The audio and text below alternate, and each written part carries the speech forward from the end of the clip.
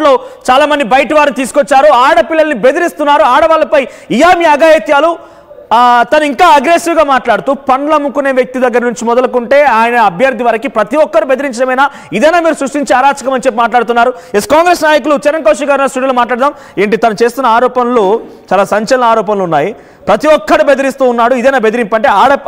ఆడ వ్యక్తి పైన ఇంత దుర్మార్గం, ఒక మహిళ ఓడించడానికి ఇన్ని కుట్రలు చేస్తారని చెప్పి క్వశ్చన్ చేస్తోంది. టీఆర్ఎస్ పార్టీ ఇన్ని రోజులు ఎందుకు మౌనం వహించింది? ఓడిపోతాన్న భయంతో మాత్రమే మాగంటి సునీత గారు హడావిడి చేసే ప్రయత్నం, ఎలక్షన్ రద్దు చేయమని చెప్పే ప్రయత్నం వారు చేస్తూ ఉన్నారు. ఇప్పుడు అందరికి న్యాయం అనేది అందరికి ఒకే విధంగా ఉన్నారు. మరి కౌశిక్ రెడ్డి గారు ఎక్కడి నుంచి వచ్చారు, నర్సంపేట నుంచి పెద్ద సుధీర్ రెడ్డి గారు ఎక్కడి నుంచి వచ్చారు, విజయ్ భాస్కర్ గారు ఎక్కడి నుంచి వచ్చారు, తర్వాత సుధీర్ రెడ్డి గారు ఎక్కడి నుంచి, అంతా లోకల్ గారు కదా వాళ్ళు కూడా. అంటే బీఆర్ఎస్ పార్టీ చెప్పేది ఒకటి చేసేది ఒకటి అయితే ఎట్లా? కానీ ఇప్పుడు అక్కడ ఉన్నది ఫంక్షన్ హాల్లో కొంతమంది కళాకారులను పెట్టేసుకొని రిగ్గింగ్కి పాల్పడేందుకు ఆలోచిస్తున్న సమయంలో మేము వాటిని భగ్నం చేశామని చెప్పి తను అక్కడికి వెళ్ళిపోయి స్పాట్లో నిరసన వ్యక్తం చేశారు. రిగ్గింగ్ చేస్తే ఎవరు చూసుకుంటారు? ఎలక్షన్ కమిషన్ చూసుకుంటుంది. ఎలక్షన్ కమిషన్ కంట్రోల్ ఎవరు ఉంటారు? పోలీస్ డిపార్ట్మెంట్ ఉంటుంది, యంత్రాంగం ఉంటుంది. మీరు ఎందుకు హడావిడి చేసే, చివరి నిమిషంలో ఎందుకు హడావిడి చేసే ప్రయత్నం చేస్తూ ఉన్నారు? ఇప్పుడు కూడా సర్వేలను కూడా స్మార్ట్ సర్వే కావచ్చు, చాణక్య కావచ్చు, హెచ్ఎంఆర్ కావచ్చు, తర్వాత జనం సాక్షి కావచ్చు, సైదుల్ సర్వే కావచ్చు, మీరు ఈ 5 ఇట్లలో చెక్ చేసుకుంటే స్మార్ట్ పోల్ ఇప్పుడే జస్ట్ నో రిలీజ్ చేసి 48.2% కాంగ్రెస్, బీఆర్ఎస్ 42, బీజేపీ 7.6%, చాణక్య వస్తే Congress 46, BRS 43, BJP 6, HMR Congress party 48, BRS 43, అదేగా జనం సాక్షి కూడా 48, బీఆర్ఎస్ 44, బీజేపీ 7.5, సైదుల్ సర్వే కూడా అదే పరిస్థితి. అదే కాకుండా ప్రజల్లో కూడా మంచి స్పందన. నవీన్ యాదవ్ గారు పోలింగ్ బూత్ నుంచి బయటకు వచ్చే వాళ్ళంతా కూడా కంగ్రాట్ చెప్పి వెళ్ళిపోతూ ఉన్నారు. అంటే కాంగ్రెస్ పార్టీ పక్షాన కావచ్చు, నవీన్ యాదవ్ పక్షాన జూబ్లీస్ ప్రజలు నిలిచిరని చాలా స్పష్టంగా కనపడతా ఉంది. కాబట్టి బీఆర్ఎస్ పార్టీ ఎలక్షన్ రద్దు చేయాలని చెప్పేసి, అదే కాకుండా ఏదో రిగ్గింగ్ జరిగిందని చెప్పేసి పొద్దున్న నుంచి మీరే కదా ఫేక్ వార్తలు క్రియేట్ చేసింది, మేం కాదు కదా. ఇక్కడ ఎవరు హరీష్ రెడ్డి అని చెప్పి ఇప్పుడు తను చేస్తున్న ఆరోపణలో ఒక విషయం ఏంటంటే పండ్లు అమ్ముకునే వ్యక్తి దగ్గర నుంచి మొదలుకుంటే అభ్యర్థి దాకా భయపెడుతున్నారు. ఒక మహిళపై మీ అఘాయిత్యమా, ఆడపిల్లలు భయపెడతారా, ఇదా మీరు చేసే రౌడీయిజం అని క్వశ్చన్ చేస్తున్నారు. అంటే ఎవరు భయపెడుతున్నారు, ఎందుకు భయపెట్టాల్సి వస్తుంది? సో బయటికి ఇందాక మీరు విజువల్లో చూస్తే చిన్న శిష్యాలనే బయటకు వచ్చి అటువైపు కాంగ్రెస్ వాళ్ళు ఇటువైపు బీఆర్ఎస్ వాళ్ళు గొడవ పెట్టుకుంటున్నారు, తోపులాట జరుగుతోంది. సో ఈ వివాదం ఏంటి? ఇక్కడ ప్రధానంగా గుర్తుపెట్టుకోవాల్సింది ఏంటంటే బీఆర్ఎస్ పార్టీ ఏంటంటే ఆడలేక మధ్యలో ధర అన్నట్టు చివరి మూమెంట్లో వాళ్ళకి అర్థమైపోయింది బీఆర్ఎస్ పార్టీ గెలవదు, సెంటిమెంట్ రెచ్చగొట్టే ప్రయత్నం ఒకసారి చేసిరు, మా అభ్యర్థి రౌడీ అనే ముద్ర వేసే ప్రయత్నం చేసిరు, దానికి భారతీయ జనతా పార్టీ కిషన్ రెడ్డి గారు కూడా మద్దతు ప్రకటించారు. తర్వాత ఇవన్నీ కూడా ఒక్కోటి సైట్ రాక్ అవ్వడంతో ఏకంగా ముస్లింలను అవమానించిందని చెప్పేసి నవీన్ యాదవ్ గారి మీద ట్రోలింగు, తర్వాత మా ముఖ్యమంత్రి రేవంత్ రెడ్డి గారి మీద ట్రోలింగు, అదే కాకుండా కాంగ్రెస్ పార్టీ అసలు ఎలక్షన్ వదిలేసింది, బట్టి రంగప్రవేశం చేసిందని చెప్పి V6లో పేరు మీద ఫేక్ దాదాపు ఈరోజు ఒక్కరోజే 10 వార్తలు క్రియేట్ చేసిరు. బీఆర్ఎస్ పార్టీ సోషల్ మీడియా సంబంధించి హరీష్ రెడ్డి గారు కావచ్చు, దానికి సంబంధించి రవితేజ అనే వ్యక్తి రీట్వీట్ చేసి కావచ్చు, బాలకుమార్ అని చెప్పేసి వాళ్ళు కావచ్చు, మొత్తం ఈరోజు ఒక్కరోజే 10 వార్తలు, మొన్న వెలుగు పేరు మీద మళ్ళీ కొన్ని వార్తలు, అంటే తప్పుడు వార్తలు క్రియేట్ చేసి జనాల్లో కాంగ్రెస్ పార్టీ పల్సర్ చేయాలా. బీఆర్ఎస్ పార్టీ వర్షన్ సతీష్ గారు సో అక్కడ నిరసన వ్యక్తం చేస్తున్నారు. ఉదయం నుంచి కూడా ఏదో ఒక రకంగా ఇటువంటి యాక్టివిటీస్ కనబడుతూనే ఉన్నాయి. సో మీ ఎమ్మెల్యే అయినటువంటి మాజీ ఎమ్మెల్యే వినయ్ భాస్కర్ గారు కానివ్వండి, లేకుంటే తదితర నాయకులందరూ కూడా నాన్ లోకల్స్ వచ్చి ఇక్కడ ప్రచారం చేస్తున్నారు, అటువైపు కూడా ఉన్నారు. సో ఇప్పుడు నిరసనలో చూస్తూ ఉంటే ఒక మహిళపై ఇంతటి అఘాయిత్యానికి పాల్పడతారని రకంగా చెప్తున్నారు.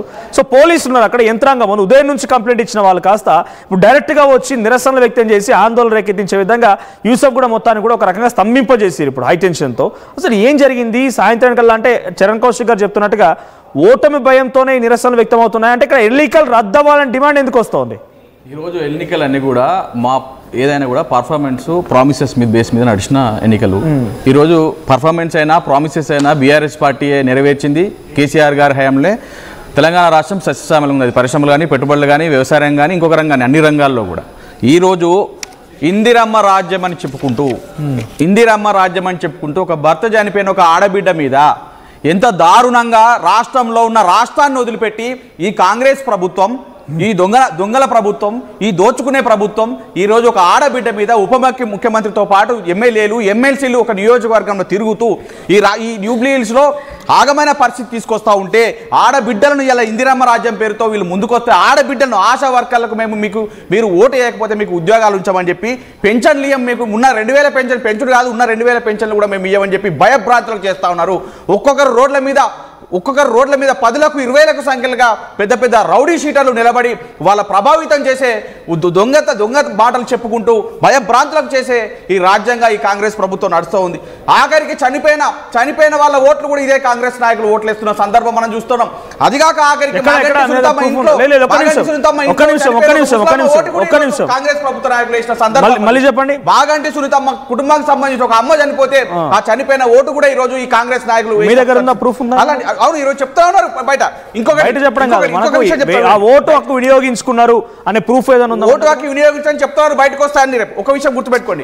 నడుగుతుంది ఒకటే, ఇప్పుడు ఆ మాగంటి సునీత ఇంట్లో కుటుంబీకులు ఎవరో మహిళ ముసలావిడ మరణిస్తే ఆవిడ స్థానంలో ఓటు హక్కు వినియోగించుకున్నారు అంటున్నారు కదా మీరు. దాని తాలూకు ఏదైనా ఆధారం? మాగంటి సునీత చెప్తుంది, కుటుంబీకులే చెప్తున్నారు కదా, మా ఇంట్లో చనిపోయిన ఒక ముస్లిం అమ్మది కూడా ఓటు వేసారని చెప్తున్నారు కదా సునీత. ఇంకొకటి, ఇలా రాహుల్ గాంధీ గారు రాజ్యాంగం చేతులు పట్టుకొని దేశమంతా తిరుగుతున్నారే, ఈ తెలంగాణ రాష్ట్రంలో ఈ రాజ్యాంగాన్ని తుంగలో దొక్కుతున్నారు.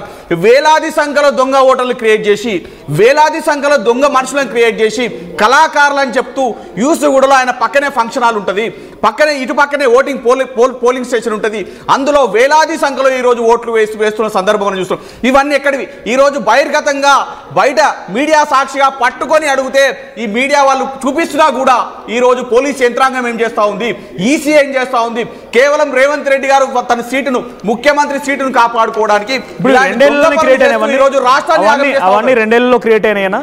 అవును, 2000లోనే. ఈ రోజు నిన్న కూడా హరీష్ రావు గారు చాలా క్లియర్ గా చూపించారు ఓటర్ ఐడి కార్డు. నేను చెప్తా ఉన్నాను, ఈ ఓటర్ ఐడి కార్డులు ఎవరివి తీసుకురండి, అక్కడికి ఎందుకు వచ్చారు, ఇవి ఎక్కడ, ఏ కృష్ణానగర్ వాళ్ళవి, ఏ యూసుఫ్ కూడా వాళ్ళవి అని చెప్పి ఈరోజు బహిరంగంగా అడుగుతుంటే దానికి సమాధానం లేదు. ఇది ఖచ్చితంగా ఈసీ యాక్షన్ తీసుకోవాల్సిన అవసరం లేదా?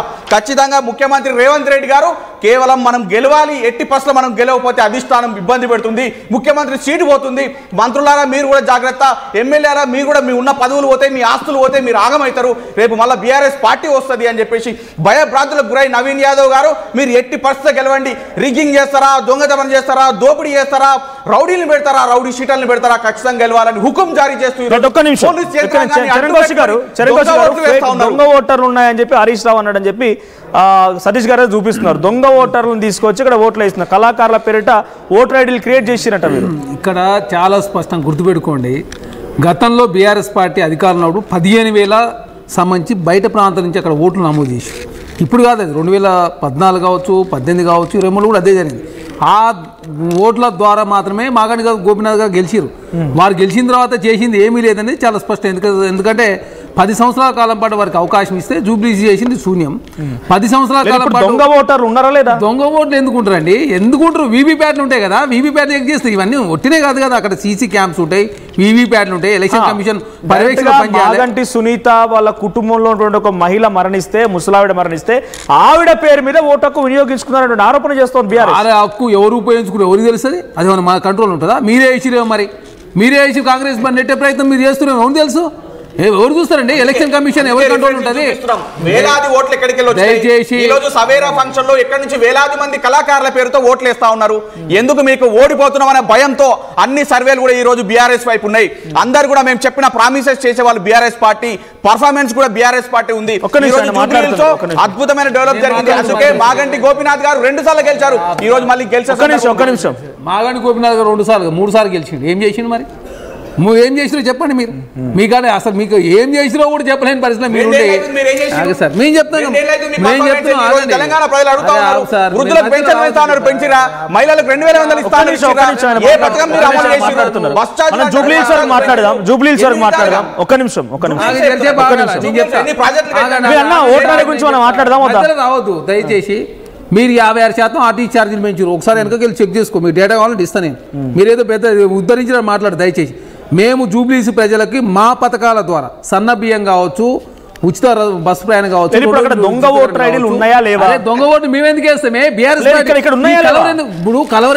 నియోజకవర్గంలో ఆ స్థాయిలో దయచేసి బీఆర్ఎస్ పార్టీ ఎందుకు కలవరపడుతుంది? ఎందుకు ఎలక్షన్ రద్దు చేయాలని చెప్తున్నారు? ప్రజలు మీ పక్షాన ఉన్నారు కదా, మరి ఎందుకు కలవరపడుతున్నారు? బీఆర్ఎస్ పార్టీ ఓడిపోతుంది చాలా స్పష్టంగా అర్థమైపోయింది. 10 సంవత్సరాల్లో జూబ్లీస్లో పోలీసు రాజ్యం నడిచింది. మాగంటి గోపీనాథ్ గారు రౌడీ సీట్లు ఓపెన్ చేసి ఇల్లు కూడా కొట్టించిండు. డెవలప్మెంట్ నోచుకోలేదు. చాలా స్పష్టంగా అక్కడ ఉన్న ప్రజలు సెంటిమెంట్ రెచ్చగొట్టే ప్రయత్నంలో భాగంగా ఫస్ట్ సెంటిమెంట్ చూపించారు. మాగంటి గోపీనాథ్ గారు, మిసెస్ సునీత గారు ఒకరు ఇంత అగ్రెసివ్ మాట్లాడారు. మీరు చెప్పండి, ఇప్పుడు ఎందుకు మాట్లాడుతూ ఉన్నారు అంటే తెలంగాణ రాష్ట్రంలో జూబ్లీస్లో గందరగోళం కాంగ్రెస్ పార్టీ ఏదో క్రియేట్ మా అభ్యర్థి రౌడీ అని ముద్ర వేసారు, మా అభ్యర్థి ముస్లింలు అవమానించినన్నారు, మా అభ్యర్థికి సంబంధించిన వాళ్ళు గెలిస్తే మొత్తం గుంజుకుంటారు, అది గుంజుకుంటారు, ఇది పెద్ద ఎత్తున పేక్ ప్రచారం చేసారు. నడవలే జూబ్లీస్ ఎలక్షన్లో. ప్రజలంతా కాంగ్రెస్ పార్టీ ఖచ్చితంగా మేము గెలవబోతా ఉన్నాం కాబట్టి దీన్ని ఎట్లయినా అడ్డుకోవాలి ఒక దురుద్దేశంతో ప్రజల్లో ఒక గందరగోళ వాతావరణం క్రియేట్ చేసే ప్రయత్నమే బీఆర్ఎస్ పార్టీ చేస్తూ ఉంది తప్ప ఎక్కడ కూడా కాంగ్రెస్ పార్టీ చట్టాన్ని లోబడి మాత్రం మేము ముందుకు పోతా ఉన్నాం తప్ప మేము మీలాగా పేకు ఈరోజు ఒక్కరోజే 10 V6 సంబంధించి 10 పేక్ వీడియోలు మీరే తయారు చేసి పెట్టారు కదా. అంతకుముందు వెలుగు పేరు మీద అదే కాక 10 సర్వేలు మేము చేసినాయి కావు కదా. కేకే సర్వే ఒక్కొక్కరికి 20 లక్షల రూపాయలు ఇచ్చి ఒక్కొక్క ఛానల్కి ఇప్పుడు కేకే సర్వే ఫస్ట్ రావడం, దాని తర్వాత 9 సర్వేలు, మొత్తం 10 సర్వేలు బయటికి తీసుకురావడం, అంత పేక్ ప్రచారాన్ని మీరు నమ్ముకున్నారు. మేము ప్రజలు నమ్ముకున్నాం, మీరు సోషల్ మీడియా నమ్ముకున్నారు. సోషల్ మీడియా నమ్ముకుంటే ఏమైందో జూబ్లీ ప్రజలకు అర్థం. 14వ తారీఖున రిజల్ట్ వస్తుంది కదా, మీరు ఒకే ఓటు అర ఓటు మా మీద చూపించి ఆ ఓటు మీరే ఇప్పించారు. ఎవరు తెలుసు మరి మీకు ఆధారంలో కుటుంబంలో ఒక ఓటు హక్కు వేరే వాళ్ళు వినియోగించుకున్నారంటే ఎవరు వినియోగించుకున్నారు నాకు ఆరోపణ విషయం డైరెక్ట్ బయట మాట్లాడితే సరిపోదు. ఎవరు తెలుస్తున్న విషయం అయినా కూడా చెప్పాలి. వీళ్ళకి ప్రభుత్వంలో ఉంది ఎలక్షన్ కమిషన్ చెప్పాలంటున్నాను. ఈ రోజు విచ్చలవిడిగా రోడ్ల మీద పైసలు పంచుతున్న వీడియోలు ఇవాళ మీడియాలో మీరు కూడా చూస్తా ఉన్నారు. బీఆర్ఎస్ పార్టీ వచ్చింది, కాంగ్రెస్ పార్టీ వచ్చింది. పంచలేదండి, బీఆర్ఎస్ పార్టీ వచ్చింది, మీరు కాదు, మీరు కాకపోవచ్చు. ఎమ్మెల్సీలు రోడ్ల మీద తిరుగుతా ఉన్నారు. ఎలక్షన్ కమిషన్ ఏం చేస్తా ఉంది? డబ్బులు వంచుతున్నారని మహిళను, ఒక ఆడబిడ్డను రోడ్డు మీద నేను వెళ్ళండి స్వయంగా ఒక మాగంటి సునీతమ్మని డబ్బులు వంచుతున్నారు మీరు అని అడిగి ఒక నలుగురు వెళ్తే పోలీసు వాళ్ళు వచ్చి 144 సెక్షన్ ఉందని చెప్పి 20 మంది కాంగ్రెస్ నాయకులు పెద్ద పెద్ద రౌడీలు అక్కడ నిలబడి ఆమె మీదకి వెళ్తా ఉంటారు. ఒక ఆడబిడ్డ మీదకా మీ ప్రలోభాలు మీ ఏషాలు.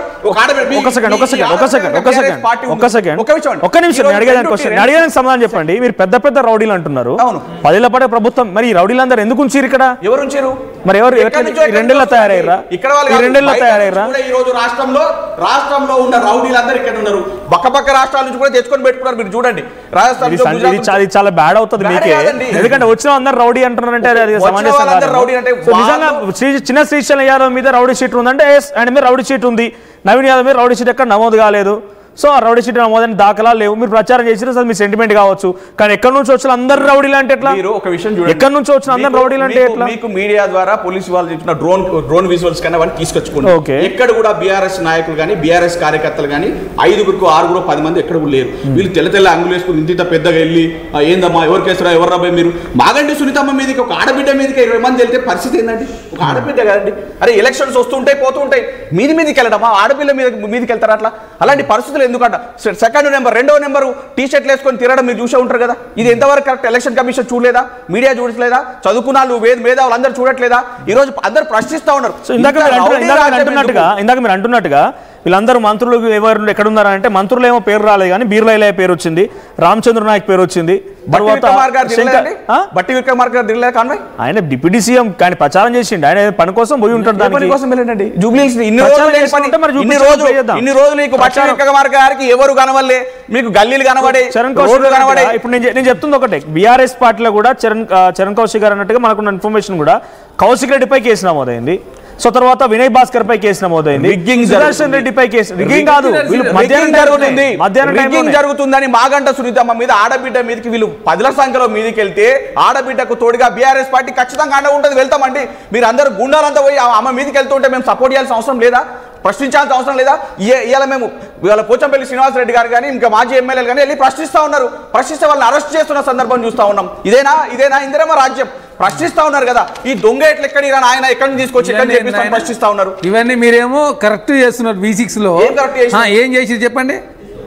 రకరకాల పేక్ ప్రచారం చేసి మీరు, అందుకే ప్రజలకు అర్థమైంది బీఆర్ఎస్ పార్టీ సోషల్ మీడియాను నమ్ముకున్నది. ఇంత దారుణంగా బహిరంగంగా ఎలక్షన్ జరగడం, డబ్బులు ఒక నిమిషం ఎక్కడ చూడలేదు. దొంగ ఓట్లతో ఈ రోజు కాంగ్రెస్ మరి పబ్లిక్ ని మరి ఎలా అనుకుంటున్నారంటే బిర్యానీ ప్యాకెట్లు అడక తింటురా జనం అంతా. ఎవరు కాంగ్రెస్ అయినా బీఆర్ఎస్ కూడా బీఆర్ఎస్ నేను 2 పార్టీలు అంటున్నా, జనం అడక తింటున్నారా? బిర్యానీ ప్యాకెట్ డబ్బులు ఇస్తున్నారు, అట్ట ఇస్తున్నారంటే మీరు రాజకీయంగా మీరు పోరాడని ప్రజలు ఎందుకు నాకు అర్థం కాదు. మరి ఇంత దారుణంగా పోలుస్తున్నారు మీరు. బిర్యానీ ప్యాకెట్ డబ్బులు వేయడం నాకు అర్థం కాదు. ఇంకా ఇందాక మీరు మంత్రులు అన్నారు. సో నేను అంటుంది ఒకటే, ఇద్దరికి మనం గతంలో ఉప ఎన్నికలు వచ్చినాయి, పాలేరులో ఉప ఎన్నికలు వచ్చినాయి, హుజూర్ నగర్ ఉప ఎన్నికలు వచ్చినాయి, నాగార్జున సాగర్ లో వచ్చినాయి. ఒక మాట ఆ మధ్యలో ఏదో కాలువ గండిపడింది, ఆ సమయంలో మునుగోడులో ఇక్కడ ఎలక్షన్స్ ఉన్నాయి. తలసాని శ్రీనివాసయ్య గారు మంత్రులు మొత్తం అక్కడే ఉండి పేరు ఇక్కడ ప్రచారం లేదు, ఇక్కడ పబ్లిక్ ఇబ్బంది పడుతున్నారు, కాలువ గండిపడ్డదంటే కాలువ గండిపడకపోతే ఏం పడుతుందని క్వశ్చన్ చేశారు. ఇక మీరు చెప్తున్నారు మంత్రులందరూ అక్కడ మంత్రులు ప్రచారంలో ఉన్నారు కావచ్చు, మీ అలిగేషన్ ఏంటి? మంత్రులందరూ ప్రచారంలో ఉంటే విషయం చెప్తా ఉన్నాను. ఈ రోజు తెలంగాణ రాష్ట్రంలో కాంగ్రెస్ ప్రభుత్వం ఉంది. ఒక తెలంగాణ రాష్ట్రం ఒకటే కాదు, వాళ్ళకు రాష్ట్రాన్నంతా చూసుకోవాల్సిన బాధ్యత ఉంది. రైతాంగం ఏమైతుందో చూసుకోండి, పత్తి తేడా అవుతుంది, వారంతా నీళ్ళపాలైంది, నిరుద్యోగులు రోడ్ల మీద ఉన్నారు. ప్రతి ఒక్కటి కూడా ఇబ్బంది వాతావరణ పరిస్థితిలో తెలంగాణ రాష్ట్రం ఉంది.